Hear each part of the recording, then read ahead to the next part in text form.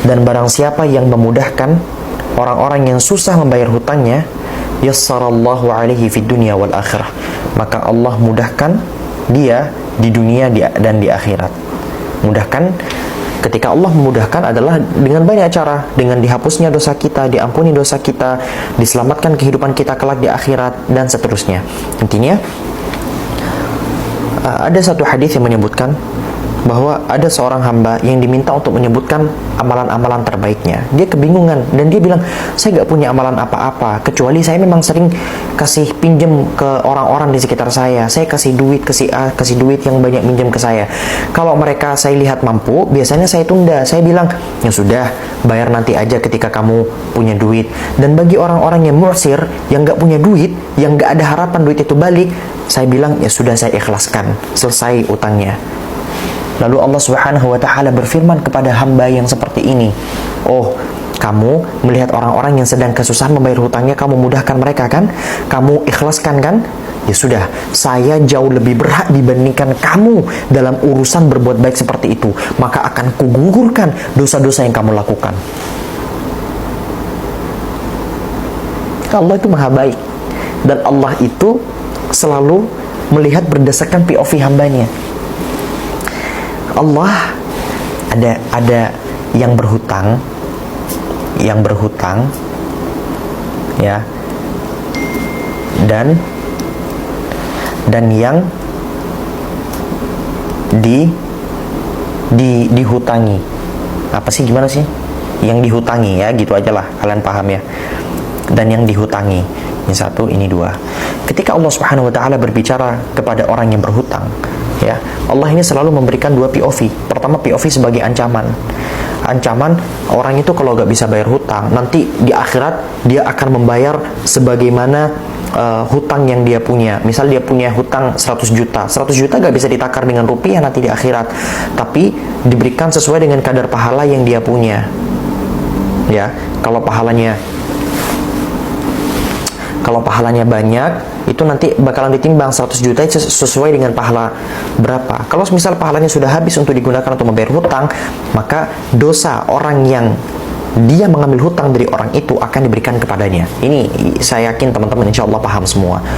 Ada hadis lain yang bilang bahwasannya jihad itu besar pahalanya dan bisa menyelamatkan teman-teman sekalian, tapi gak bisa menyelamatkan dari hutang.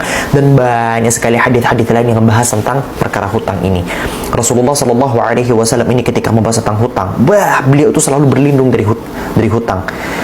Sebelum tidur, beliau salawatu rabbi wassalamu selalu mengucapkan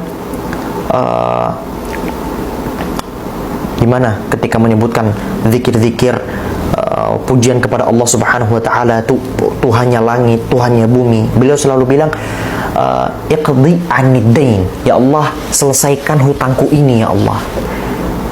Di dalam hadis lain, sahabat itu menyebutkan kepada Rasulullah, karena Rasulullah sallallahu alaihi wasallam yukthiru an yaqul, Rasulullah itu memperbanyak mengucapkan Allahumma inni a'udzubika minal hammi wal hazan, sampai di akhir wa min dhala'id dain, ya Allah, aku berlindung kepadamu dari beratnya hutang.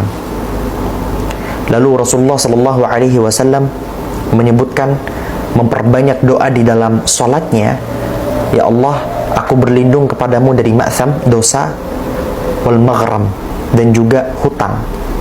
Banyak, seringkali Rasulullah berdoa di sholatnya, beliau berdoa agar dihindarkan dari hutang. Karena Rasulullah tahu bahwa hutang ini begitu berbahaya.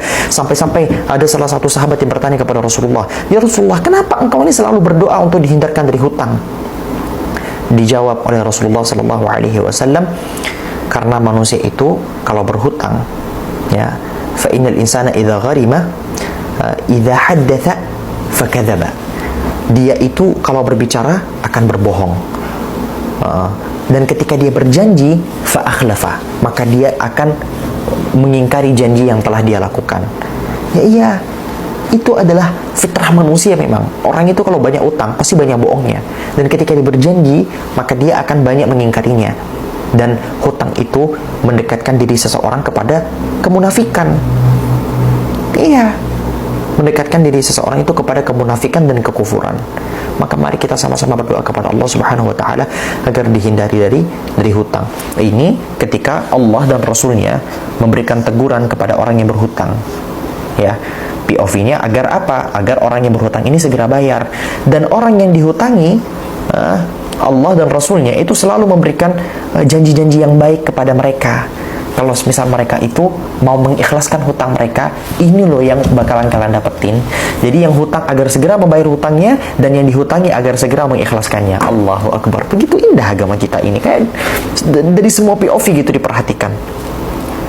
Alhamdulillahi ala ni'matil Islam.